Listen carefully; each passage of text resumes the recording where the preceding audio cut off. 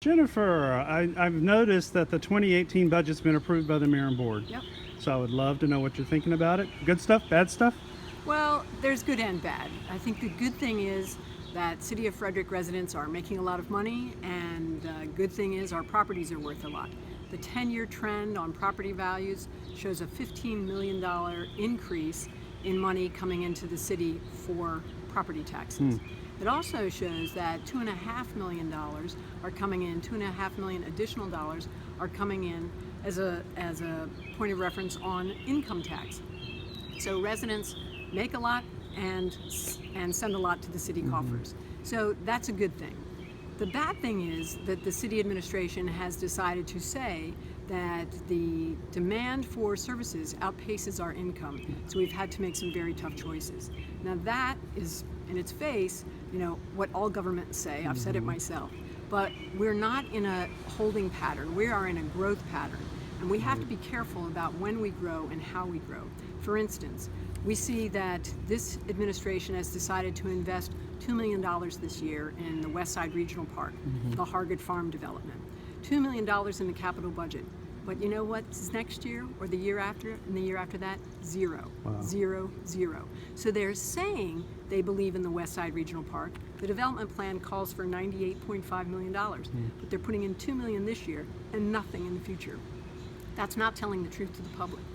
This is an administration that has hired and put a sustainability employee on the city payroll. A good thing, right? That's what we have to do to make sure that we're saving money in terms of how we operate, and also encouraging residents to make sure that they're making their investments in green technologies and renewable energy to reduce our carbon footprint. And I embrace that. In fact, I would say what we do, we'll manage, we're going to make sure we measure it. We want to make sure that people are understanding that if we're going to make that investment in a person, we're going to measure it. But do you know how much money they put in capital projects for sustainability this year? Zero. So they say one thing, hire an employee, make that person come up with a plan, but then don't follow up. That's a big difference. What we do, we're going to manage it.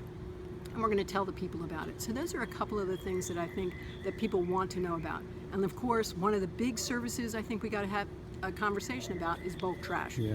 We need to bring our trash services back in under one roof: trash, recycling, and the restoration of bulk trash service. If you look at the cost of living adjustments or the step increases for employees, any of those would have paid $300,000 for the restoration of bulk trash. It might sound silly, but we're going to bring back bulk trash. And that's part of what the budget's all about. If you have $94 million in your general fund and you can't find $300,000, you're not working very hard. So you're going to hop in, you're going to win this office, and don't you have to stick with this budget for a little while and be patient about it, or what are you thinking? Well, patience is a virtue, and it's one of the things that I've learned. Obviously, I came into office with a half-year mark, and when I came in 2002, what we'll do is the same thing. We'll manage the budget. We'll be able to work and negotiate with the county on trash and recycling combinations, and we'll also work with the county on the tax rate, because that's a big part of what city taxpayers feel when they get their tax bills. I've said that we're going to examine that city-county tax rate differential. We have to go back to that. We have to make sure that that's a priority. That's the other part of examining your revenue. Where are the residents in this whole game? Because the business owners and property owners and residents, they're the ones that pay all these taxes. So we have to make sure we're focusing on that. So 6 months is a good time frame. We have to prepare a budget starting in January for the following year. So living within our means won't be a problem. Whether we get to that Hargett Farm investment, I will tell you, I have serious doubts about it. Yeah, we talked about that before, so we have. It is certainly something that lots of people talk about. But we can also talk about what comes in the next budget.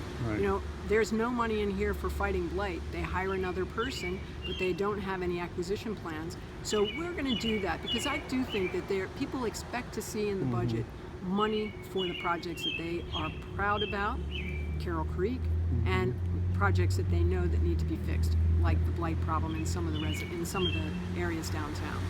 Thank you so much. Thank you.